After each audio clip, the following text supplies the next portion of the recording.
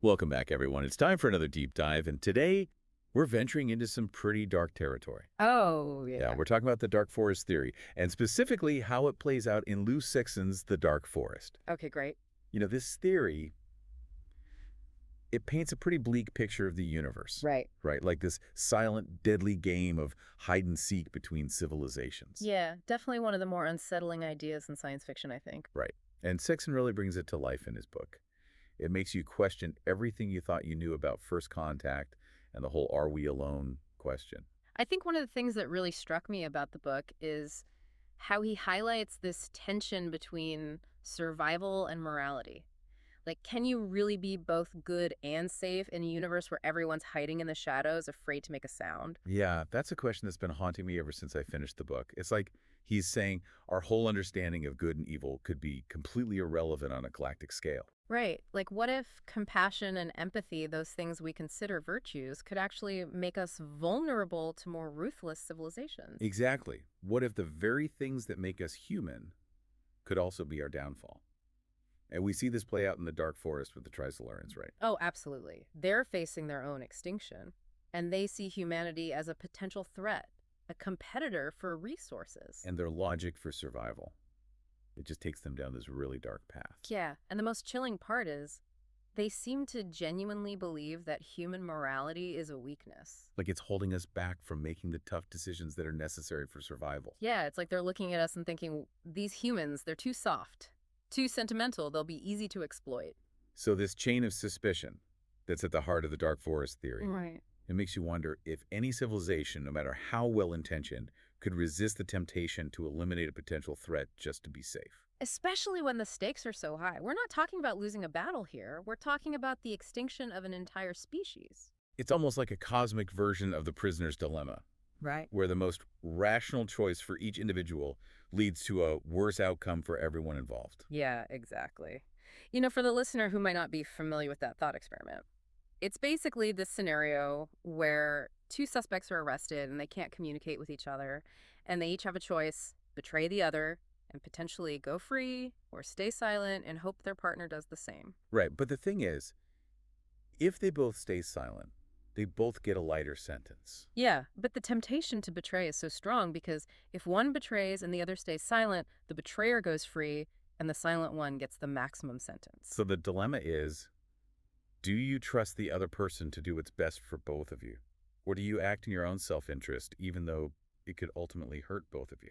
And in the Dark Forest theory, that dilemma gets scaled up to a cosmic level. Exactly. Instead of prison sentences, we're talking about the survival or extinction of entire civilizations. And Lou Cixin really dives into this whole terrifying scenario in the Dark Forest. With characters like Zhang Beihai, the spaceship commander, he makes a decision that could be seen as both heroic and morally ambiguous. Yeah, he basically defects with his ship to save a seed of humanity from the Trisolaran threat. But was that a selfless act of sacrifice or a calculated move for self-preservation? Right. It's so hard to tell. And I think that's what makes the book so compelling. Cixin doesn't give us easy answers. He really forces you to confront these dilemmas head on. Yeah. And ask yourself what you would do in such extreme circumstances. Yeah, and then there's Ding Yi, the physicist. He's the one who really drives home this point that even seemingly harmless technology can become a weapon in the wrong hands. Right. He talks about softens, these subatomic particles that the Trisolarans use for espionage and sabotage. And it really makes you think about the potential consequences of our own scientific advancements. Oh, for sure. It highlights how any new discovery could be perceived as a potential threat in the context of the Dark Forest. Like it just fuels this cycle of paranoia and preemptive strikes. It's almost like Cixin is saying, look, even something as small as a subatomic particle can become a terrifying weapon if fear and suspicion are the driving forces. And that's where I think the philosophical implications of the Dark Forest theory get really interesting and kind of disturbing. For sure. Like, it challenges our whole understanding of human nature and our place in the cosmos. Is survival always the ultimate imperative? Is that all that matters in the grand scheme of things? Or is there room for something more? For some form of cosmic morality or cooperation? That's something Lou Cixin explores through the character of Liu Shu. Yeah, the wall facer who's tasked with coming up with a strategy to defend humanity against the Trisolarans. Right. And he introduces this concept of cosmic sociology, which tries to understand the underlying patterns of interaction between civilizations. Like, is there some kind of universal law that governs how civilizations behave? And can we use that knowledge to our advantage? It's a question that could keep you up at night for sure, but it's also incredibly thought-provoking. It really makes you reconsider everything you thought you knew about morality, progress, and even the very purpose of human existence. Yeah, it's enough to give you existential dread just thinking about it. Mm-hmm. But it also makes you want to keep exploring these ideas Mm-hmm. to try and make sense of this vast and often terrifying universe we live in. And that's the beauty of science fiction, right? It can take us to the darkest corners of our imagination, but it can also inspire us to search for light and hope even in the most challenging of circumstances. It really makes you think, you know? Like, could we be creating our own dark forests right here on Earth? Wait, what do you mean? Well, think about it. In a world where resources are becoming increasingly scarce, Yeah, okay, I see where you're going with this. right, and where competition for those resources is only going to get more intense. It's like we're already starting to see those dark forest dynamics play out in certain ways. Exactly, like with the rise of nationalism and isolationism. And the way information is being weaponized online. It creates this environment of fear and distrust, where people are constantly looking over their shoulders, wondering who they can trust. It's almost like we're becoming the Trisolarans in a way, paranoid and suspicious of anyone who's different from us. And that kind of thinking, it can be really dangerous. You know, it can erode the very foundations of society. Yeah, because if we can't even trust each other here on Earth, how can we ever hope to face the challenges of a universe that might be full of hostile civilizations? It's a sobering thought, for sure, Hmm. but I think it's also a call to action. Like a wake-up call to say, hey, we need to be better than this. Yeah, We need to find a way to transcend this dark forest mentality. exactly, because if we don't, we might just end up creating the very conditions that lead to our own destruction. So what can we do? How do we break out of this cycle of fear and suspicion? Well, I think it starts with recognizing that we're all in this together, you know? Like we're all part of the same species facing the same existential threats. Right. And that means we need to find ways to build bridges instead of walls. To focus on what unites us rather than what divides us. And to remember that cooperation and empathy are not weaknesses. They're actually our greatest strengths. So even though the dark forest theory presents such a bleak outlook, it also offers a glimmer of hope. Yeah, like a challenge to rise above our baser instincts, to strive for something better. To create a future where humanity can survive and thrive. Not just in spite of the darkness, but because we've learned to overcome it. That's a powerful message, and I think it's one that's more relevant than ever in today's world. Now, we've talked a lot about the philosophical implications of the dark forest theory, but I want to shift gears a bit and talk about the book itself, The Dark Forest. Okay, sure. What are some of the things that you think Cixin does really well in terms of portraying this concept? Well, one thing that really struck me was the sense of scale.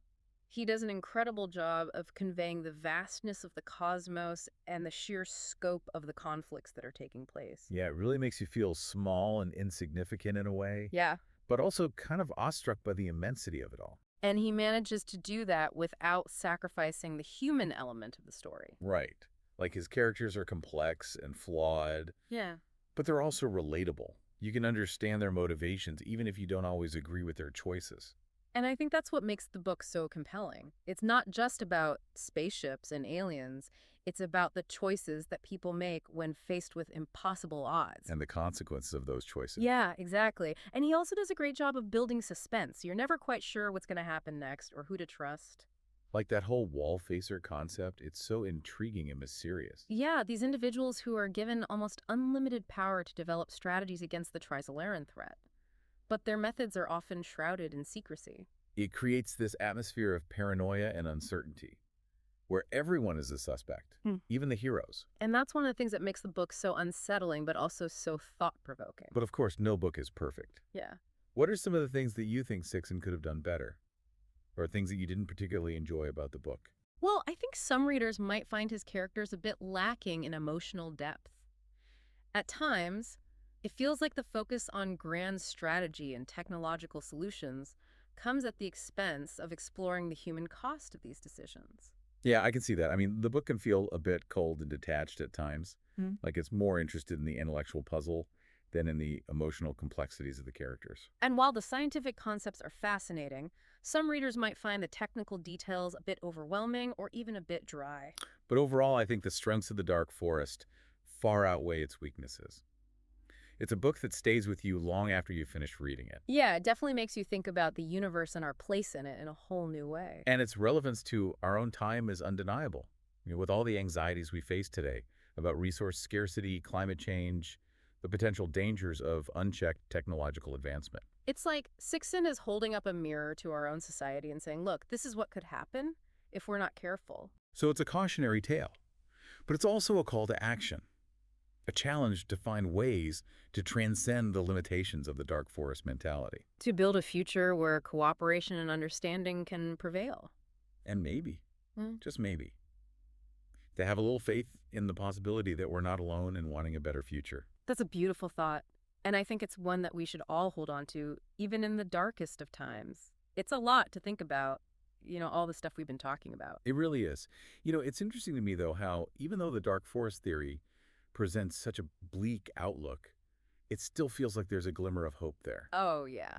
Yeah, like both the theory itself and the dark forest, the book, they seem to be urging us to strive for something better. I think that's the power of speculative fiction, right? It can show us the worst-case scenario, but it can also inspire us to imagine a different path. So if we were to take the dark forest theory as a kind of thought experiment, a warning sign, what would be the takeaway for our listener?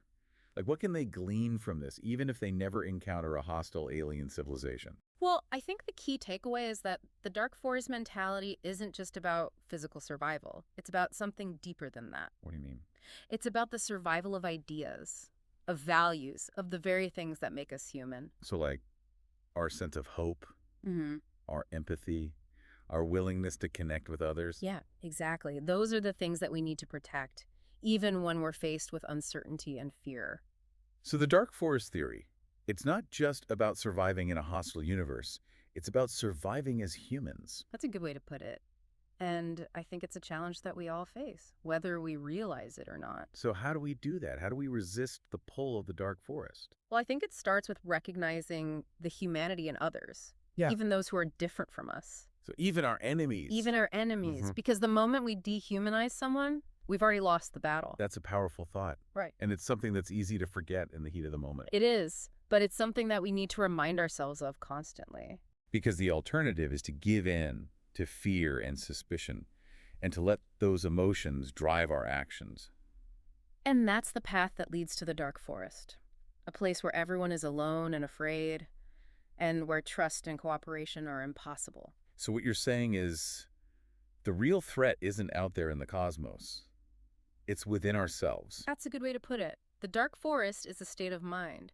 It's a way of seeing the world that can become a self-fulfilling prophecy. So how do we break out of that way of thinking? How do we create a world where cooperation and understanding can flourish? Well, I think it starts with being willing to listen to others, to try to understand their perspectives, even if we don't agree with them. So it's about building bridges instead of walls. Exactly. And it's about having faith in the possibility that we're not alone in wanting a better future.